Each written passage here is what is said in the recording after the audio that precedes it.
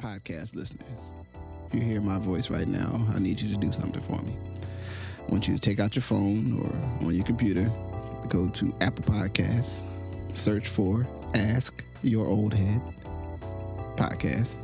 You'll see my logo, my little picture, my little image there. Find the show. Please rate and write a review. It's a small thing, but it helps others find this work and find what I'm doing here. And it really, really matters, as small as that may seem. So if you could please do that before we get into the show, I would much appreciate it. Thank you for listening. Let's get into it. Peace. So as we continue through the summer that is, please enjoy this Good Brothers episode.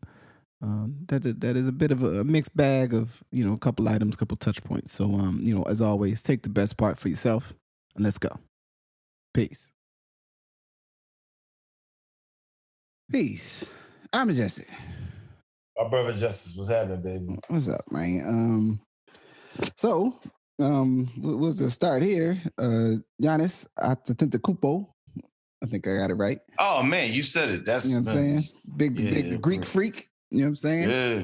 And the Milwaukee Bucks, fear the deer, have won the NBA title in 6 games over the Suns of Phoenix. Los Suns? What's those? Los. Maybe the other Suns. The other jersey they got with the Spanish. I think. Yeah, it still felt like it said Los Suns or something though. Yeah, I don't know. I don't really know. I don't know what kind of Spanish. I guess that's the appropriate verbiage. I felt like it was Tex-Mex. I felt like it was it was some Southwest flavor. Yeah, it was like it was like a chimichanga or something. I didn't feel like it was like pure Mexican. Yeah. It felt like it was Mexican for American ears. Yeah.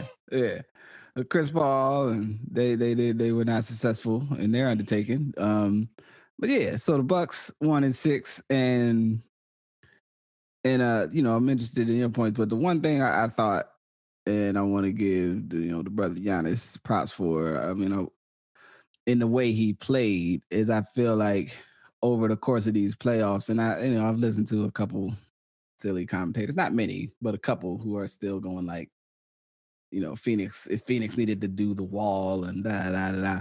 But like I feel like Giannis realized that he is actually a big man and not a wing player.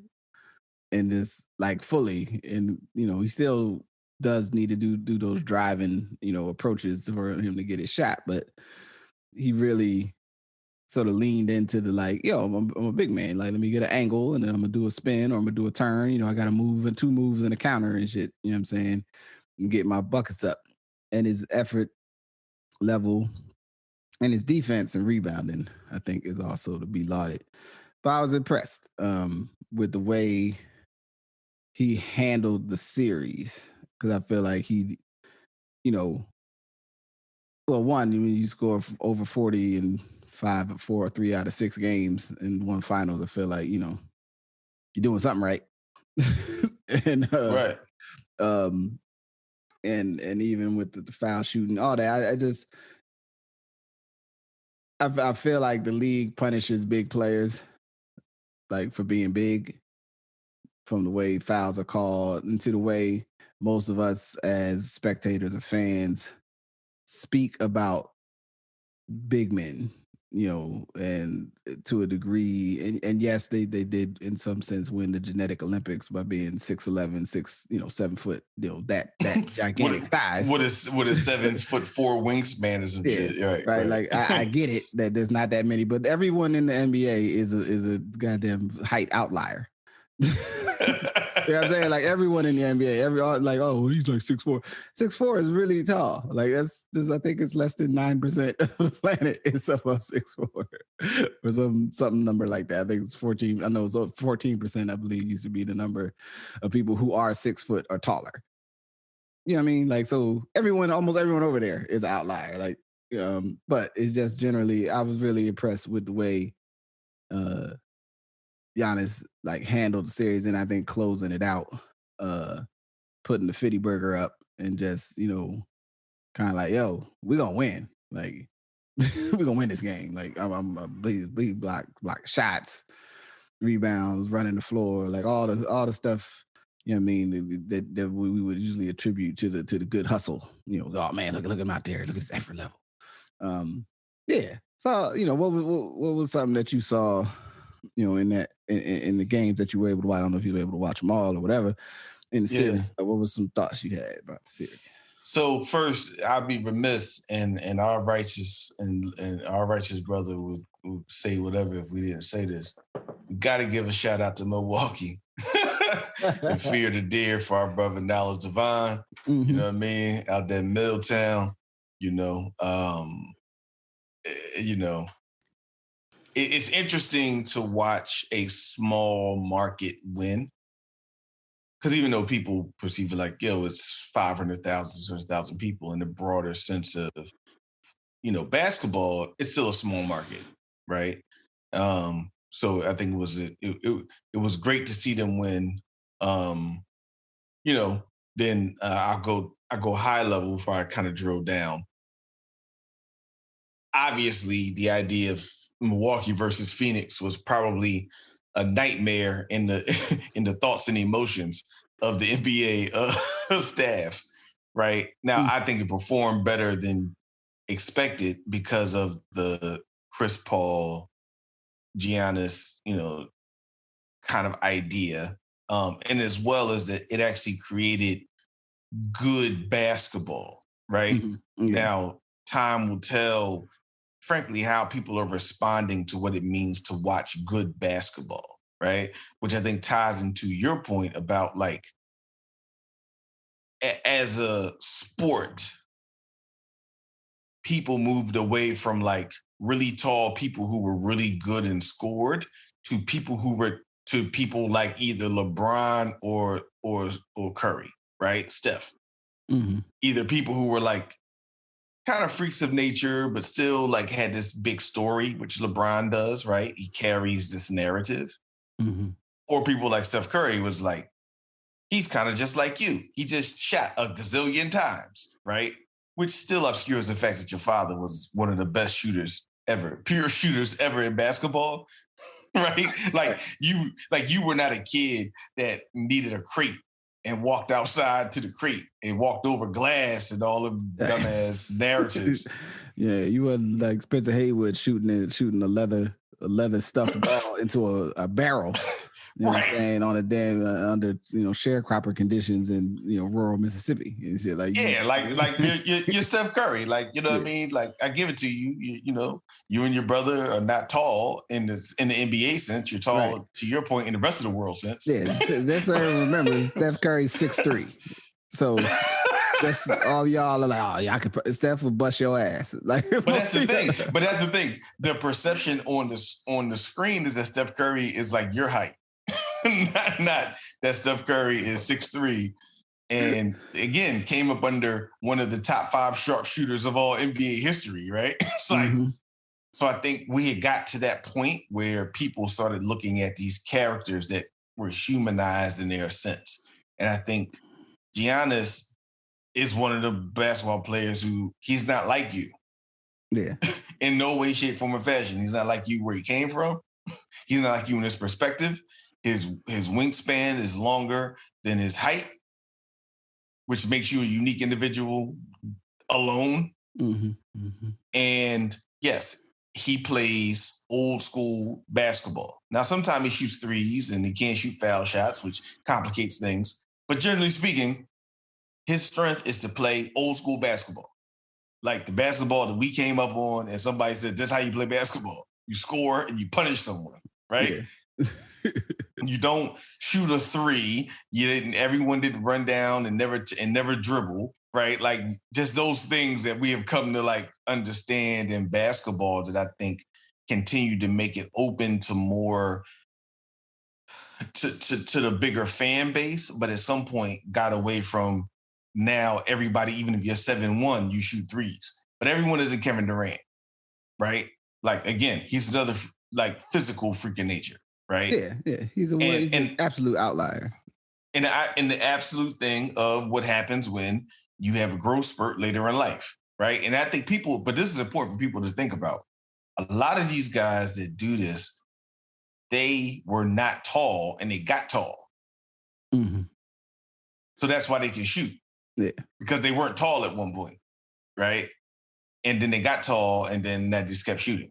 And so I think it was good for basketball. I think it was good in the same way I think that the Toronto win was good a couple years ago.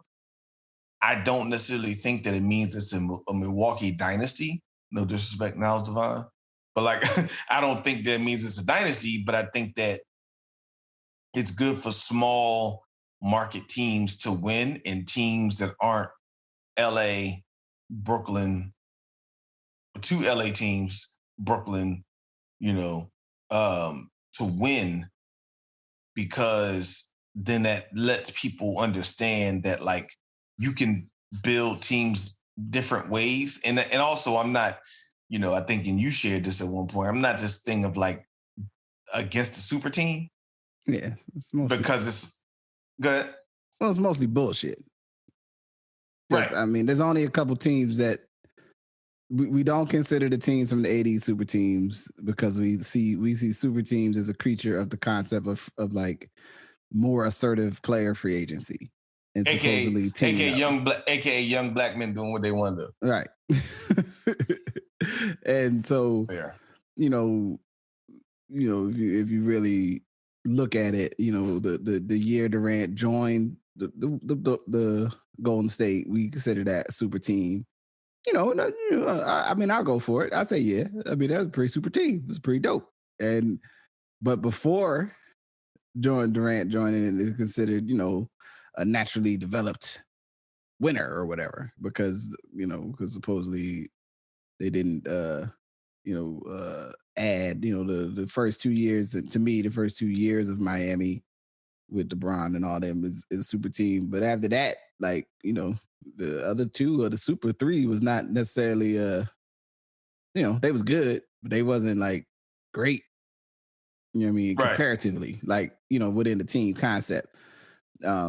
But like, the Spurs teams that won, we wouldn't count those teams as super teams. The Toronto team, we wouldn't count as a super team. People don't count this team as a super team, although they gave up super resources to get Drew Holiday. Right. Yeah, I mean, but we don't think of it as a super team because we don't think of Drew Holiday as a player at that level. And I'm just sensitive to the idea that, like, and I think something important to point out too while I'm there is that, I mean, even the superest of teams. I mean, the Golden State one while Durant was there was ultimately derailed by the injuries, right? And which was hard to sustain, playing deep into whatever. I think they would have broke up anyway, even if they had one. I think Durant would have left. I think he understood that in terms of the way he would be perceived, even though he played those games and he won them games, like he did those things, like that people perceive it as somehow easy. I think NBA championships they're just not easy to win. There's no real easy way. But anyway, I don't want to go too deep off into that because we can come back to it. What was your point you wanted to add on about that? No, I just think like this idea, it's good for people to think about that teams from smaller markets can win, even if you identify there's a super team. Because again, outside of like the perception of the Heat, which was really 3 good players and 6 or 7 role players, right? Mm-hmm. So sometimes we're saying super team. It's kind of like, is this really more of a super team than the Lakers in the 80s or the Celtics in the 80s? Or shit, more of a super team than the Sixers in 83? I don't know. Like, the Sixers were really good and they went and got Moses Malone. Right. And they won because they went and got Moses to beat Kareem and Magic, right? So this idea that this is the first time this is happening is trash, right? But anyway, it's more important, I think, for the idea of small markets to do it. And, you know, willfully, you know, the NBA will build off of this to really look at these other teams and make sure that, like, you know, the Donovan Mitchells, the Jamal Murrays, right? Like, that these other players continue to get the access and continue to get the attention they need, so that folks can just stop thinking about, frankly, LeBron, whether LeBron or Durant or Kevin or Harden are, you know what I mean? Which I get is difficult, but like, yeah, but you got to move past that. Yeah, but I think it's something that is definitely important there. With, I mean, and I think it was a very actually like an entertaining series to watch. This series, if you watch the games, and you know, Booker is a player that if you're like a basketball person, you like know, oh, Booker, he went to Kentucky and he was one, you know, highly rated. You might know who Aiden. I mean, he was the number 1 overall pick, so like you know who he is. But if you're a casual fan, like you gotta see the players, like. And you're at, to me, I think, a transition point where a lot of the folks that folks are most familiar with, even LeBron, like, you know, it's hard for me to think there's too many more seasons. I mean, I imagine, you know, I don't know if LeBron is going to do I'm going to become a 6-man, like I'm going to become the super 6-man. Like 3 seasons, I play like 20 minutes a game, like the old head, you know, at the pickup game that come on and just destroy you with passes and stuff from the elbow. Yeah, you know right, I mean? Like, right. And he shoots from the elbow. Like he's the only person on the court shooting from the elbow, doing like doing a kick out and shooting from the elbow that no one else is even playing from. Right, like you know, if he you know, because if he's willing to play that kind of role, he might play 5 or 6 more years. If he plays like that, I just don't. I would think sometime in the next 3 years he kind of goes, all right, man, I'm gonna hang him up. but you know, some of these younger players, you know, sort of their time. And I mean, Giannis being one of them. I think we forget Giannis is only 26, so he's just entering his, you know, really your prime. Usually, when NBA players have their best seasons, and their team, so like. Even in the way they build up the games, like the league could do a much better job of like telling you about who these guys are. Like, you know, give us some story, like show, oh man, look at this, you know, here's a feature piece on this individual, and like make them interesting people. I mean, at least the way, I mean, the league, I thought, learned from the way that they let, you know, kind of Jordan, and I guess let Jordan probably is, people probably be like, hey, Jordan make us love him like that and just pay attention to him. But it was a lot of other good players in the 90s, you know, some that made some missteps or whatever, or weren't as successful. But there used to be, at least I felt like, you know, like who you put on the little barker before the game starts, like, you know, this team versus that team, and these 3 players are like the headshots or the dude doing like the action pass, the action move, you know what I'm saying? So that you know who the guys are, like, you know, stuff like NBA Inside Stuff, you know, which was a marketed, you know, like a kid show, but it told you about the players. So if you did happen on to like a Saturday after cartoons and you started watching the Inside Stuff, even if you wasn't into the basketball, you kind of learned about, oh, that's some guy who plays for the Hawks. Oh, no, that's cool. Look at that guy, right? And now it's almost as if, at least the content wise, it very depends on sort of like, well, they got their own social media, so we don't do those sorts of things. And then they create their own. A lot of the people you're talking about have created their own world, right? Like LeBron, and to a degree, even with sometimes it being cringy a little bit, Durant has created his own world, right? So it's like, yeah, they just go with who's ever created their own world. And maybe Jamal Murray has not created his own world yet. And I get that. You know, and, you know, Fat Lever and Alex English were really good and no one knew about them either. But it's almost like they have to think about creating this, because there are a lot of players. To your point, there's more players like Jamal Murray than there are LeBron or even Giannis, frankly, right? Yeah. Like, and thinking about the personality and the teams that are really good, and for not people to like, you know, tune out because their favorite 2 or 3 teams aren't in the finals. Yeah. But also, I think it's important. And we had a conversation about this. Generally speaking, in basketball, at least, the team with the best player wins. Generally speaking, you could argue some of the stuff with maybe when LeBron might have been better than Durant. I mean, you can argue that kind of stuff. But Durant was obviously better in that. He was better in that series. But generally speaking, that's what happens. And generally speaking, that's what happened here. The best player on the best team won.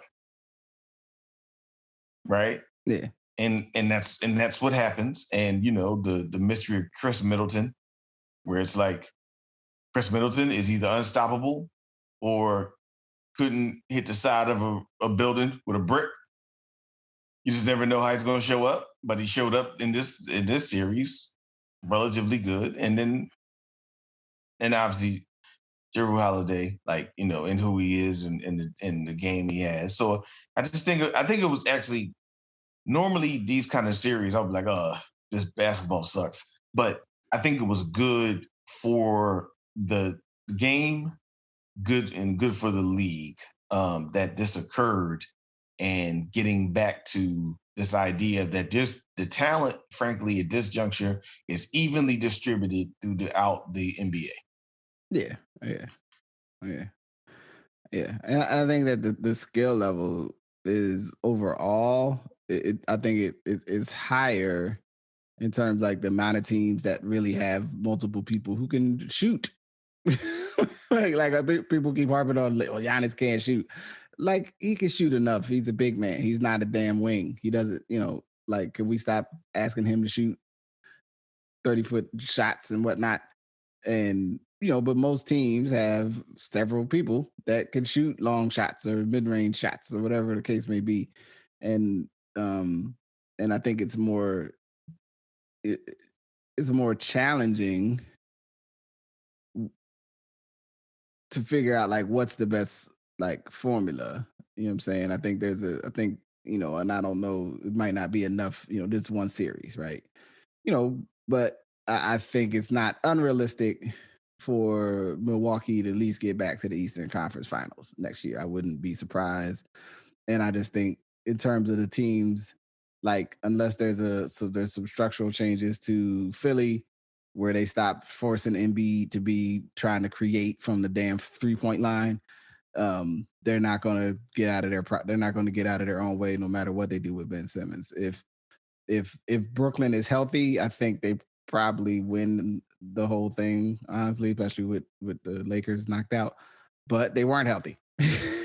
And that's the reality of basketball is we can assume everybody will be healthy next year, but you don't really know. Dudes could come back and be good half the season and then get hurt again, and you got to play who you got to play with. Well, that's the small thing too. I think there's something to be said about, and if we're honest, the rush season and then people coming back in what was, I won't argue loss because it was a good playoffs, but one could argue the amount of injuries clearly had something to do with the rushing back to play the next year. Oh, yeah. Right? Yeah, totally. And whatever that looks like and whatever that means for next season with people with a full tank, so to speak. Because it's important to realize Milwaukee went out relatively early last year. Mm-hmm. Right? They didn't get to the Eastern Conference Finals. Yeah, they went out. You know what I mean? Second round. Yeah, they went in the second round. So it's they all had a chance to relax, and they went and got somebody. Versus even look at the Miami's season this year, by all accounts, is disappointing. But I can't ignore the fact that I think that it had something to do with, the amount of games they played and the amount of mileage on their bodies, right? Yeah. So it will be interesting to see what it means for this year. Yeah. And I think that's the only other thing I did enjoy You know, I think you know, Giannis lately he seemed like legitimately happy, and I did read. I mean, I people, you know, because he did bring it up, like, you know, doing it his way and da da da. You know, I think some of that was very specifically targeted to James Harden. Like I like people are just like, oh, he's like sort of saying to all the superstars, like, oh, you guys want to make a super teams, and I think he was, you know, saying the idea that people think is the idea, but I think he was very specifically pointing out to people. Like, you know, I feel like he, you know, maybe was specifically speaking to Harden just as somebody who, you know, spoke negatively of him. You know what I mean, and his, you know, supposed lack of skills, but he also see, like, you know, there was a couple of scenes like right after the game, you know, and he walked across and he like sat in the chair, and you know, he like, you know, got a little sweltery in the eyes, and like the kind of like, man, I did it. Like, right. You know, I appreciate seeing, you know, black men be happy in public, like with their accomplishments. Like, I think it's something good for, you know, for me to see, you know, when you see someone really like, yes, like, I just did this. I'm so happy. I'm dancing around the stadium. I'm high fiving people and stuff. You know what I mean? Talking all aggressive to my brother on the phone, which was, I don't know if you watched any of the post game coverage. It's like him, like you can see him doing the phone thing, like, you know, like the FaceTime or something. It is like, and then later I saw that it was like he was talking to his brother, because I think his brother Thanasis, who's on the team, was in the protocol, so he couldn't come to the stadium. So he's like, you know, I can't, it sound like gibberish, but they're yelling at each other, but it was like super aggressive, like happy, you know, even though, you know, somebody, well, he ain't African American, he's from Greece, you know, he's not like black. I'm like, but that was real. Maybe not. Maybe he's only had 10 years of similar experience, but I've had that kind of aggressive happiness when you're talking to your brother. You're like, yeah, motherfucker. You know what I'm saying?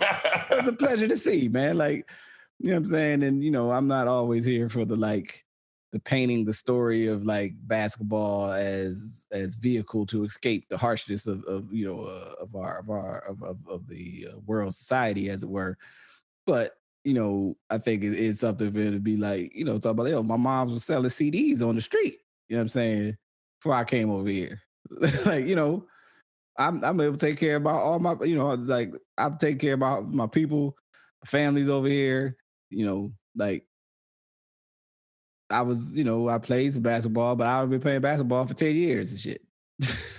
More or less. Well, I mean, I think to your point, and, you know, this might be a, you know, transition, but I do think there's a real interesting point around how we have framed basketball in this country for the last, I don't know, maybe 45 years, right?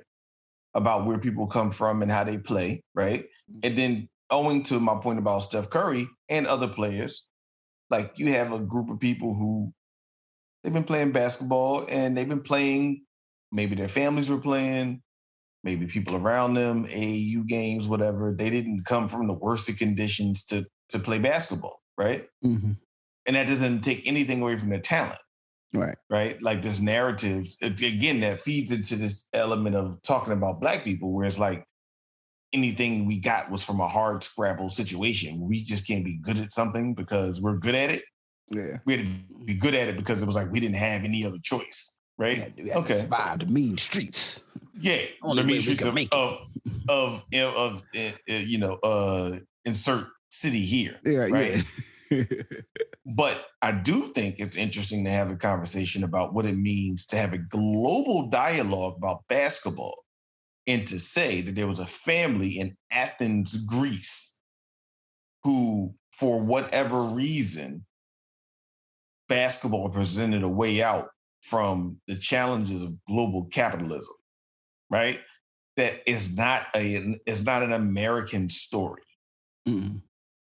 Because I do think that's important for us to take Black folks in America and take us out of this conversation where we're the only ones that are inhibited or engaged or harmed by global capitalism. Mm-hmm. And I do think that, like, the conversation about Giannis and his family is an interesting one. That it's been a short time, but globally, this is something that was real. They got through it, and here's where we are. And now he's going to Chick-fil-A buying 50 pieces of nuggets and half or some crazy shit. Like, you know what I'm saying? Like, I do think that was an important narrative to shift from versus the LeBron, Iverson, you know what I mean? Thing was like, from the daddy wasn't there and da like the whole right. Which like I said, Steph Curry complicates that narrative, right? Yeah. Because you're not saying that. You're just saying he looks like you, he smiles sometime, and he just shoots really damn good. So you don't put that on him. You want to be him. You know you're not LeBron. You know you're not Iverson. Even though you're not Kobe, even though Kobe's father played international basketball. But you know you're not Kobe. Right? Like, because you're not as vicious as him in no way, shape, form, or fashion. Like, at all. Yeah. But absolutely. You can be these other people where it's like, no, I think Giannis is a really good understanding of now. To me, there's no debating that basketball is now a global sport. Yeah. And so, I think overall it was entertaining. Perhaps the only other observation I had thought-wise about it is I felt as the series went on that Phoenix's inexperience started to show. You know what I'm saying? That, this is all of them dudes except for Chris Paul, first time. Chris Paul and Crowder. But, every other significant player on this, their first real time in the playoffs ever. Like, they never made no playoff games. And, we get to the finals, it sucks to lose, but it also is a lot of dudes that ain't never played the finals. So, take that, make them better players next year. You know what I mean? And then I would say, I guess related to it's national or news issues with I was watching the people in the outside and the big thing and thinking about this variant, and on a COVID update. You know what I mean? Like, it was very it was surprising that even within the series, you still had, and I don't know if it's people picking up on it or noticing it within the kind of thing, but you still had multiple people who had like at least like COVID, like that Giannis's brother not being able to be at the last game. I mean, just before the series, I guess, for the Clippers series with Chris Paul being out due to COVID exposure or potential, I don't remember if he was ever, I don't know if they ever said he actually had COVID himself or just had to be out due to protocol.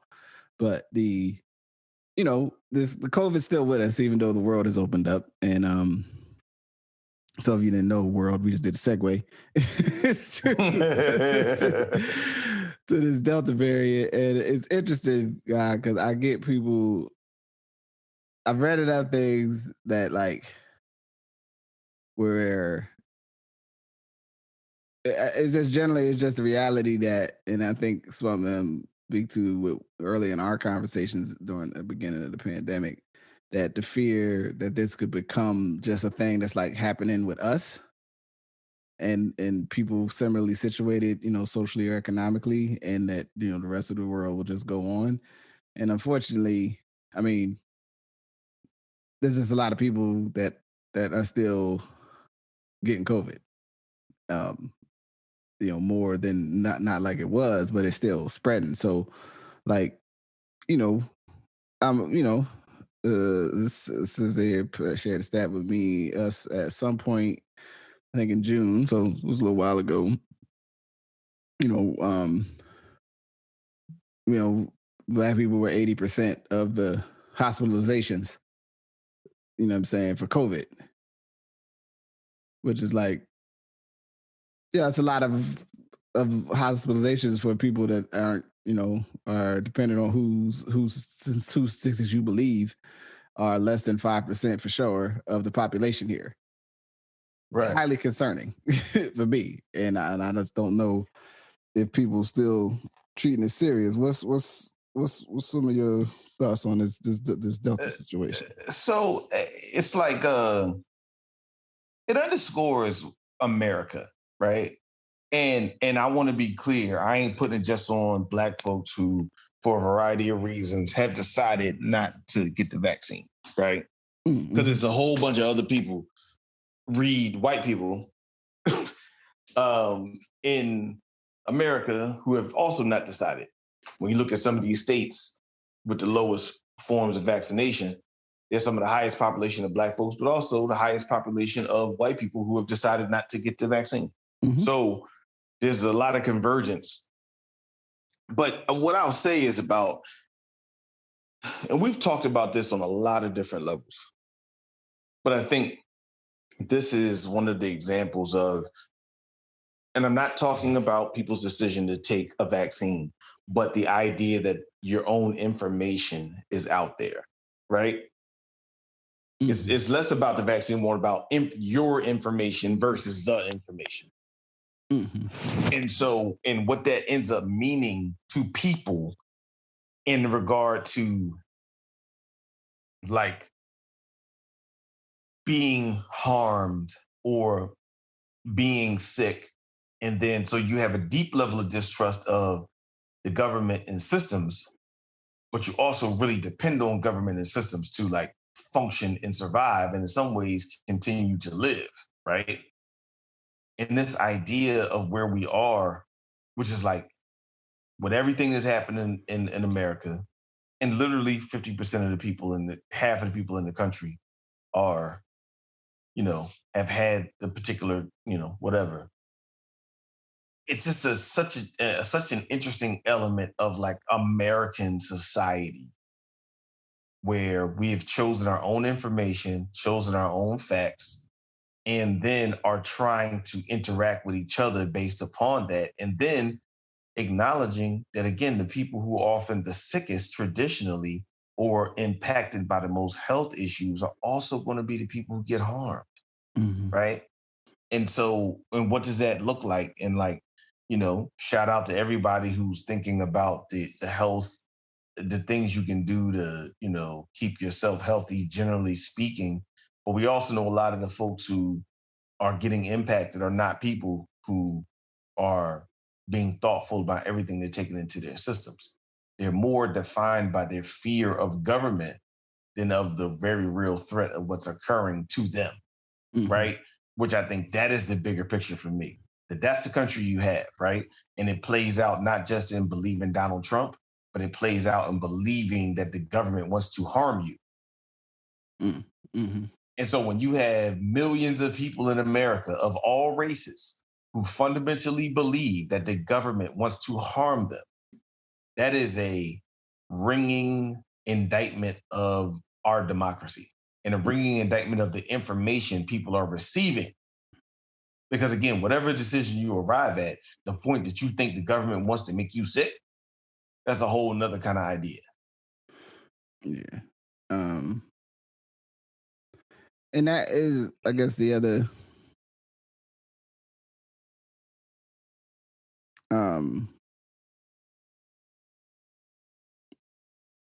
issue of like folks looking at the circumstance, because right, like even whether or not you choose to vaccinate, I don't think it's the only like control factor, right? It's that like the idea that you would go, well, I'm not going to do anything to protect myself. Like I'm just right. Like because of how I see it, like as you were saying, as I see it based on my information, I ain't wearing no mask, I ain't doing this, I ain't doing none of that, and I'm going posse deep to to whatever outings and things, and it's just going to be what it's going to be, and that it's like it's confusing, and it's a weird place to be in from a like wanting to respect people kind of like choice to do what they want to do with themselves while also going like just checking in to make sure you're aware that, like, you could be putting yourself in mortal danger. You know what I'm saying? By, like I was thinking about, so I was home in New Jersey in June. And, here, this was before the restrictions were lifted here, or like the official was over. And then, like, so I've been like gauging my own sense of how all this feels to me, even. And it's like, I am vaccinated, but I still like wearing a mask. Because sometimes you go on business and stuff, and everybody working is wearing masks. And it's like, well, y'all are wearing masks. I'm gonna wear a mask. It's like, Right. like, I mean, like, if whatever the risk factors may be, it doesn't really cost me nothing to just throw this mask on and do what I need to do. You know what I'm saying? And then, then I, do whatever, do my next step. Um, there's other things, like prevent, the summer colds that's coming back because people, been outside and all these other things. It's like, And are touching each other. No, Yeah. that's the thing. Like the idea of like the summer cold that for at least a year didn't exist to you. Mm-hmm. But now, like, you touch people and are being close to people, and now you get like these sniffles and shit again. And it's like, damn, how did I get the sniffles again? Yeah, because you're touching people's hands. Hey, you dapping up stuff, and you're touching money. You're touching money with other people, and now you get a cold because there's germs amongst us. Yeah, like it's interesting, like just feeling, you know what I mean? And I've tried to stay away because from like, the Delta variant, it's more contagious. Multiple, at least the things that I've read have not really pointed to it necessarily being more like deadly or whatever right. than any of the other versions. Just that it's easier to catch, right? And so I try to like look at the information from a perspective of what do I need to know to make good decisions, and then what stuff kind of is taking me into some other place that really isn't healthy. Like it's either taking me into, like I'm only learning about the Delta variant so I can shame people who haven't got a vaccine, or I'm doing, I'm also learning about the Delta variant to shame people in the states that I consider Trumpy states. They're like, yeah, I hope something bad happens to those Trump people. Like these are not a healthy way to approach life. This is not a way that actually gets me to the outcomes that I want for myself. And so I'm, and then also the aspect of folks, intentionally both love to make you scared. Like, oh, the Delta is going to do this to us, or this one, or the whatever one's going to do this other thing. And, this is an age where you just have to really be mindful of what you're taking in and why you're taking it in. Right. And I mean, because it's like it's not information that's helping me make a better decision about like what we're going to do in the moment, or how to help somebody, or how to take care of people. It just becomes like, virtue signaling and something to point the finger at somebody else for why things aren't going well. Meanwhile, not having clear that still the systemic stuff that the pandemic exposed are still problems, that, not really sufficient medical apparatus and healthcare and people's lack of care around public health as a concept. And, right. I mean, are still issues that we need to address. And so if I go off and spin around the Delta variant and what it means, and it's really just becomes this thing around like a new way to shame people for their decision making, as opposed to something to go like, no. And so that we all understand that, viruses and other things, they mutate and they change, and different ones, like we're not talking about it by its name for scientific purposes. We're talking about it by its name so we could be like, either it's the boogeyman or it's the scarlet letter, you know what I'm saying, to attach to somebody. You know what I mean? It's not about actual improvement. It's not about some other deeper understanding. It is a reminder though, and I haven't got to read in more of the details of what was like, I think LA, reinstituted a mask policy of some kind that, is still, we're not done with this thing. And I think people are, I worry that folks are just like, oh, we're just done or whatever, it's just going to all be, not necessarily going to be all rosy, but whatever happens, I'm going to start tuning out. And especially if I'm situated between my social economic position, if I chose to get, the vaccine, I got this cascading set of things that allows me to just not care, because ultimately I'm probably not going to get it. I'm probably not going to get it, either by how I'm placed, meaning I don't go outside that much. I'm still getting shit delivered. Or you also got the vaccine and you're also, have the financial positioning where you ain't got to be around nobody you don't want to be around. So you're probably going to avoid it. You know what I mean? But other people could be over right in your community suffering. And I don't want to have us have a space where some of those of us who might have better positioning or whatever aren't aware that, there's still people suffering and we need to work on that together. Right. No, I think that makes sense. I mean, I think that's again, that kind of speaks to the reality of our country and what's happening and what we need to be thinking about in regard to, however people are showing up in their vantage points, that again, the stratification, the lack of access to information, everybody's getting different information element of of America is just I would argue, one of the broader reasons why we're back in the situation where a variant that, again, I mean, there's some breakthrough cases, but we're not quite sure how impactful it would be, generally speaking. But when everyone in the country generally decided that the COVID was over, and this is before everyone was quote unquote vaccinated, because clearly only half of America's vaccinated, so it couldn't have been then anyway. But at some point, people just decided it was over. Yeah, they're like, man, it's a wrap. It's a wrap. Like, since I didn't get it yet, it's a wrap. And so we see the challenge when we run up against something like that, to say, just because you didn't get it yet, don't mean it's a challenge. And that relates to so many other things in our cities, in our country, in our counties and rural regions.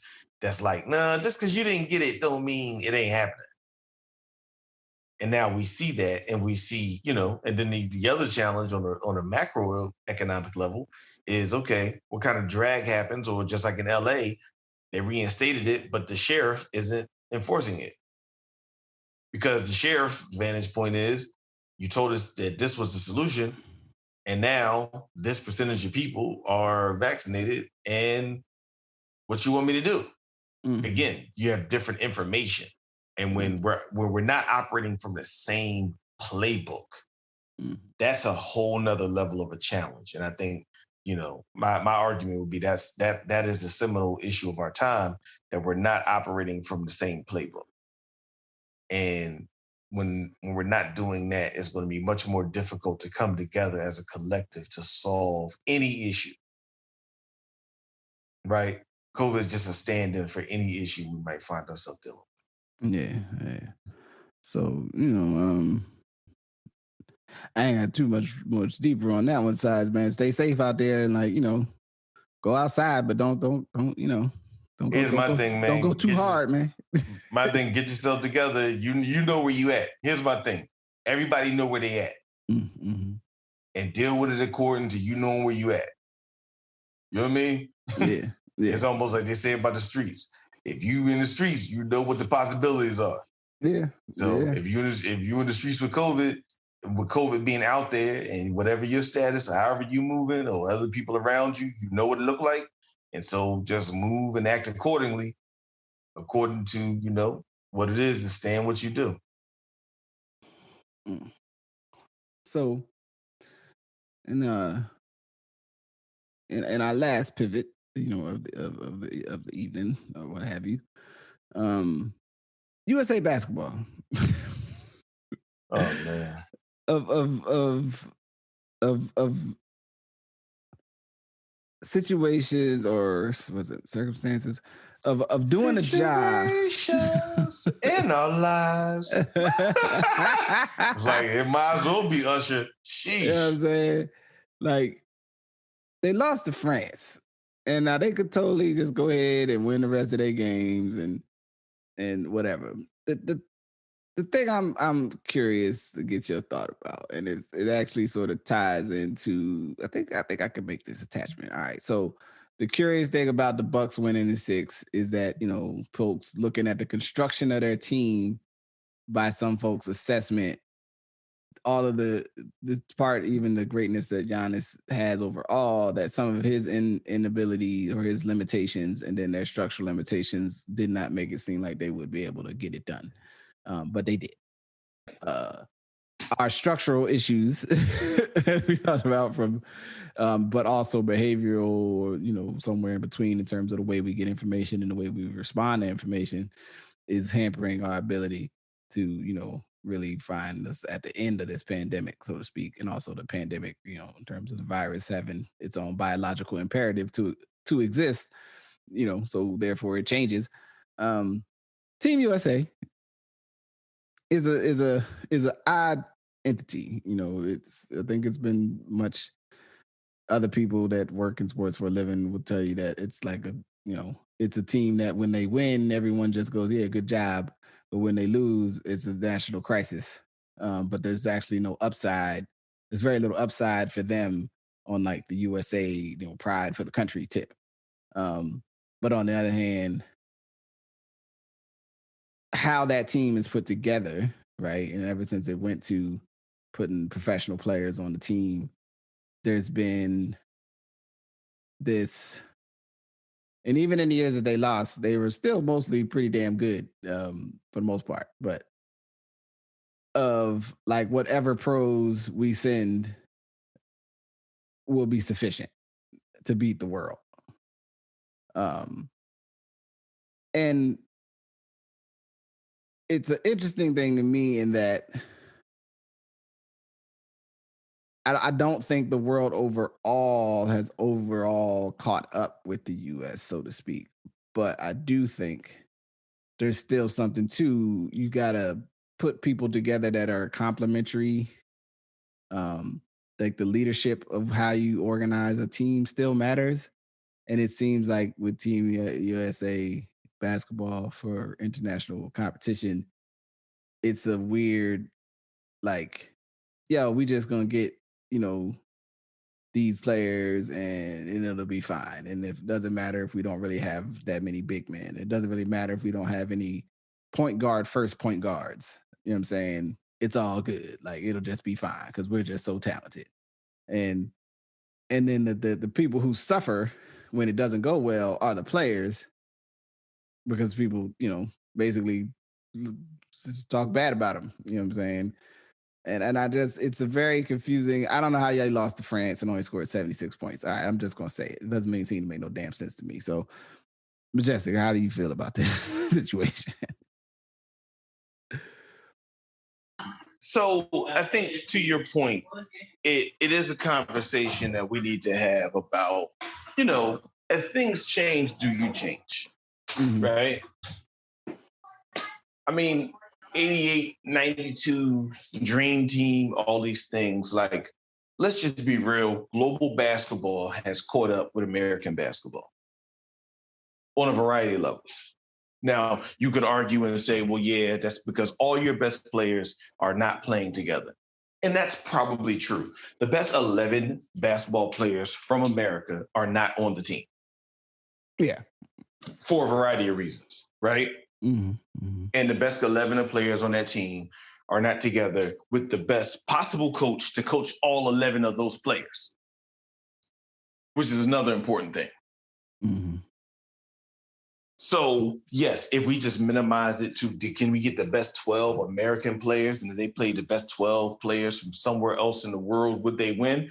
I generally say they still would win. But if you start to include the best 20 to 25 players in America, right, versus people from other places in other countries who live here all year round, or at least 9 months out the year, right? They play with you 9 months out the year. And then they go home and play as a team for the other 3 months. and they're actually playing for a level of credibility that we would never understand, because there's still a level, no matter how you want to frame it, there's still a conversation in America about what does it mean to be black or brown or even sometimes poor and white from America and representing the country. Mm-hmm. So if you say to James Harden, "Are you playing this year?" or you saying to LeBron, he's like, "No, I'm representing a blockbuster film." Right? And I didn't get enough time off last year, so no, I'm not playing. Right? Or Steph Curry, "Are you playing?" Or Klay Thompson, "Are you playing?" Or this person, "No, I'm not playing. I'm not playing. I'm not playing." Right? But all these other people, they're playing. And again, going back to my point, like, it's a point you made. Like, is Popovich, is he probably the best coach in the NBA? I would probably say top 2 or 3, depending on who you're talking about, right? Mm-hmm. Is he the best person to handle all the different personalities who might just show up on a team? Because Popovich to me is like the person that gets what other kid can just be there that day, like at a basketball tournament or something. Like, yeah, all the kids are good, but you don't know what kids you're getting. Mm-hmm. And you just got to play. Yeah. Right. And so have Durant and Damian Lillard played together ever? Right. Besides one All-Star game? No. And then you thinking you're bringing more firepower because the series is over, but it's like you're bringing new people who are already tired. Right. Just play. They play. Yeah. Versus. Okay, yeah, you got some players from around. I mean, Giannis and all them, but like some of them people, they've been out for a minute. Some of the guys that played for Nigeria and for France, they've been chilling for a minute. Yeah, they just been training, doing conditioning and getting up shots, doing exhibitions and stuff. Like, and they know you, and that's my point. And they know you. They know your game because they played with you all year. They know what side you like to go to. They know what side you don't like to go to. So you think that's not going to come out? So I think it's like one of those things, like, as times change, to me, broadly, America, the USA has to figure out, are you going to field a team of people who may not be first string, but get a chance to be with each other and play with each other and get a rhythm? Or are you just going to convince the best 12 players in America to play together and say, to hell with everything else? I think you got to pick a side. Yeah. Because if you don't pick a side, you get what we're getting now. Yeah. And I think it's really,